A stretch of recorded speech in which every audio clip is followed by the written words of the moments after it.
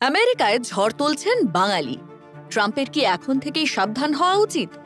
সৈকত চক্রবর্তী জন্ম মার্কিন মুলুকে হলেও বাবা মা এই বাংলারই বাসিন্দা। সৈকত হার্ভার্ড থেকে কম্পিউটার সায়েন্স নিয়ে পড়াশোনা করেছেন।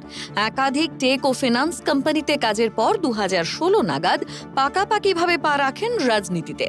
সে সময় বার্নি স্যান্ডার্সের হয়ে প্রচারে নেমেছিলেন। এরপর মার্কিন কংগ্রেসের সদস্য আলেক্সান্দ্রিয়া ওকাসিও-কর্টেজের হয়ে প্রচারেও সক্রিয় ভূমিকা নেন।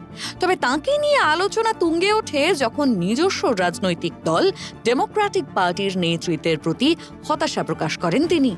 তাঁর মতে আমেরিকার পরিবর্তিত রাজনৈতিক পরিস্থিতির সঙ্গে মানিয়ে নিতে পারছেন না ডেমোক্র্যাট নেতা নেত্রীরা, আর তাই আসন্ন ভোটে তিনি লড়তে চলেছেন ন্যান্সি পেলোসির বিরুদ্ধে। ডেমোক্রেটিক পার্টির শীর্ষস্থানীয় নেত্রী ন্যান্সির মেয়াদ শেষ হবে 2027 সালের জানুয়ারিতে। তার আগেই 2026 সালের নভেম্বরে হবে ওই আসনের লড়াই।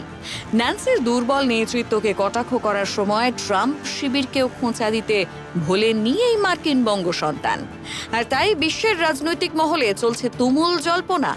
যদি ন্যান্সিকে সরিয়ে সৈকত চক্রবর্তী আসন জয়ে সক্ষম হন, তবে কি ট্রাম্পের জন্য ভবিষ্যতে অপেক্ষা করবে নতুন বিপদ?